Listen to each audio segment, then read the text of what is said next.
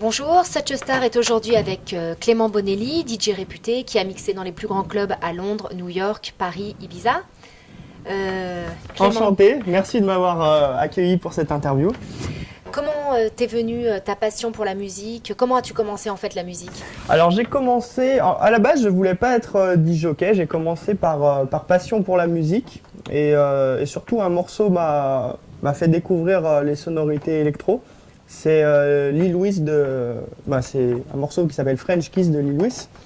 Et à partir de ce moment, j'ai eu une passion pour la musique électronique en général. Donc c'était en 89, donc D'accord. j'avais 10 ans. Et petit à petit, j'ai commencé à acheter des vinyles puisque c'était le seul support à l'époque où on pouvait accéder à la culture électronique. Il n'y avait pas Internet, il n'y avait pas de CD encore. Et donc j'ai commencé comme ça. Voilà. Après, petit à petit, quelques personnes ont découvert que je mixais par hasard et m'ont fait confiance pour les remplacer, etc. dans quelques endroits. Notamment à l'ambassade, c'est là où j'ai fait C'est là où tout a commencé. Voilà, Finalement. c'est là où j'ai fait ma première date. Et c'est arrivé par hasard. En fait, je revenais de New York, j'avais acheté quelques vinyles. Et le résident de l'époque, Manu, m'avait dit bah écoute, si tu veux passer samedi soir avec tes nouveautés, ça sera avec plaisir, etc.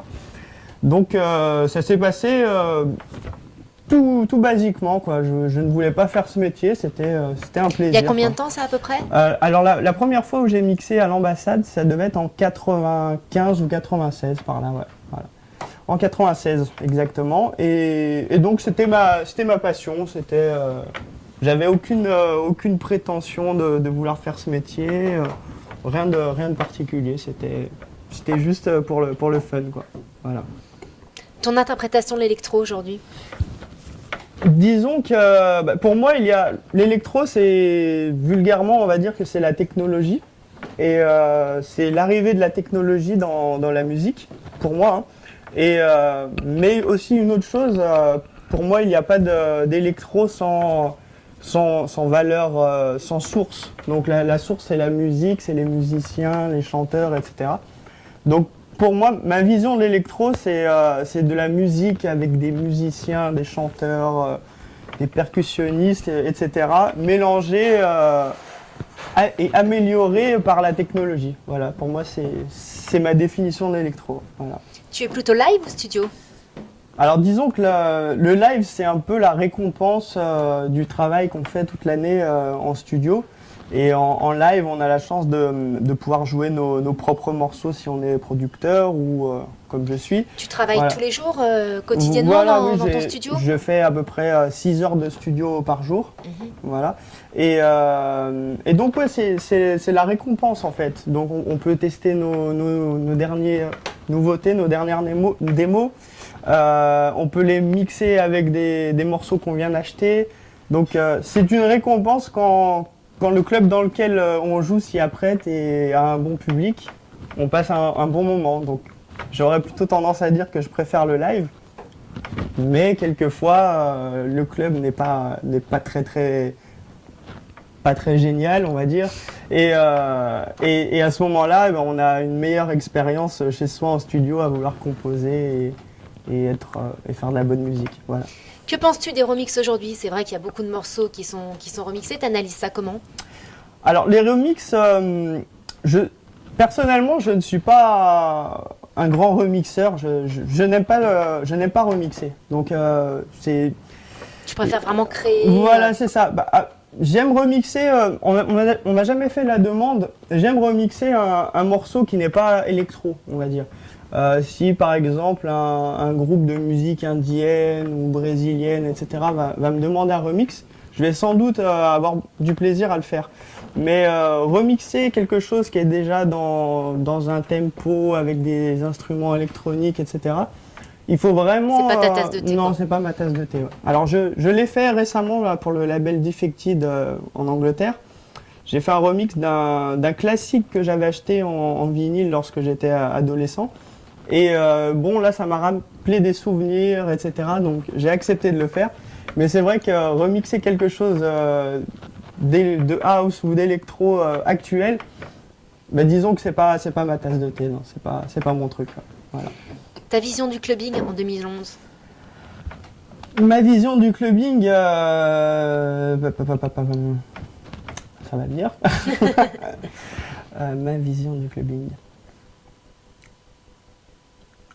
Ok, donc j'ai l'impression que les clubs essayent de plus en plus de faire venir de musiciens, donc de DJ, de faire des lives dans leurs établissements. Est-ce que tu trouves qu'il y a beaucoup de différences entre les clubs français, les clubs allemands, les clubs londoniens, les clubs new-yorkais? Alors clairement, les clubs étrangers prennent beaucoup plus de risques dans la programmation. Ils ne font pas spécialement venir des gens célèbres. Des guests. Voilà, etc. Ils font venir avant tout des gens qui peuvent leur apporter quelque chose de différent musicalement. Bah, c'est l'impression que j'ai. Alors que c'est vrai, en France, on fait venir, les clubs font venir les 5 DJ que tous les jeunes connaissent pour faire du monde, etc. Il n'y a pas de prise de risque, quoi. Voilà. Le rock associé à l'électro, ça t'évoque quoi?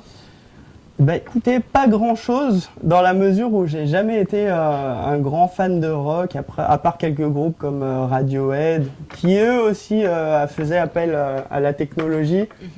Et donc à des sonorités quelquefois électro, comme U2.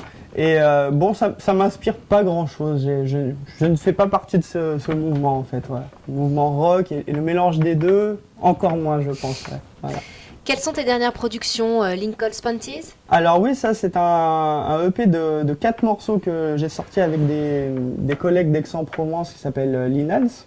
Donc on a sorti ce EP il y a 3 semaines et il commence à être playlisté et joué par des DJ de notoriété, donc c'est vraiment cool. Sinon j'ai un autre track qui sort dans 4 semaines à peu près, donc début juin, fin mai. Et qui s'intitule qui s'appelle Bailar. Et ce track je l'ai fait avec un jeune producteur lyonnais qui s'appelle Julien Cano. Et c'est un morceau dont on a pris un sample clearé d'un DJ new-yorkais qui s'appelle Brothers Vibe.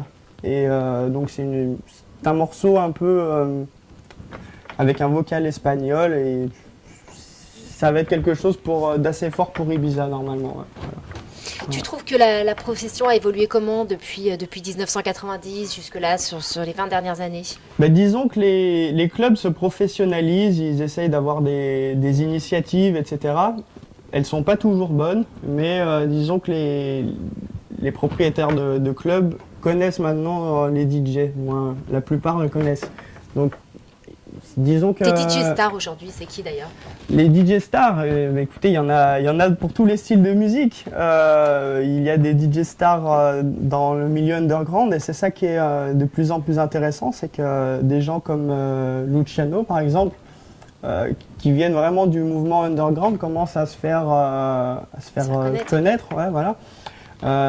Pareil pour Agoria, un DJ lyonnais qui est un assez bon ami et ces gens-là qui viennent vraiment de la culture techno, électro, etc.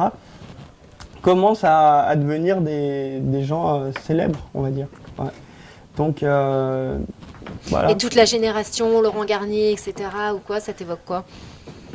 Laurent Garnier, c'est bien d'en parler puisque lorsque j'étais jeune, j'écoutais ces sets sur une radio dans mon Walkman à 2h du matin le vendredi sur Radio Maximum. Et c'est vrai que c'est un des personnages qui m'a fait découvrir la culture. Voilà. Et bon, c'est une de mes 5 références, il y a pas à dire. Voilà. Ton meilleur souvenir de soirée? Mon meilleur souvenir, sans hésitation, c'était en 2002, la première fois que je jouais à l'extérieur de Lyon. Et c'était au Ministry of Sound à Londres. Donc, belle référence. Hein. Voilà, pour la première date à l'étranger, c'était quelque chose d'assez stressant, d'intimidant, etc. Et j'étais allé là-bas pour la sortie de mon premier disque avec un DJ lyonnais aussi en collaboration qui s'appelle Rochdi. Et c'est clair que c'est un lieu mythique, on était stressés, c'était une très belle expérience. Avec du recul, on a eu très peur, mais avec du recul, c'était génial. Bien passé. Voilà. Ouais. Et ton pire souvenir?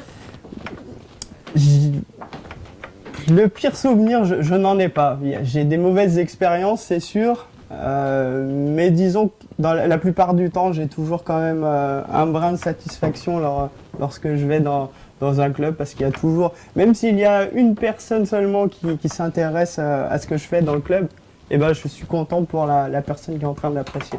Donc, pire souvenir, moi mon métier c'est de faire partager ma passion. Donc à chaque date pour l'instant, je touche du bois, il y a au moins une personne qui, je pense, a aimé et qui a pris du plaisir. Donc non, je n'ai pas de pire souvenir. J'ai des mauvaises expériences, mais pas de pire souvenir. Ouais. Ta playlist?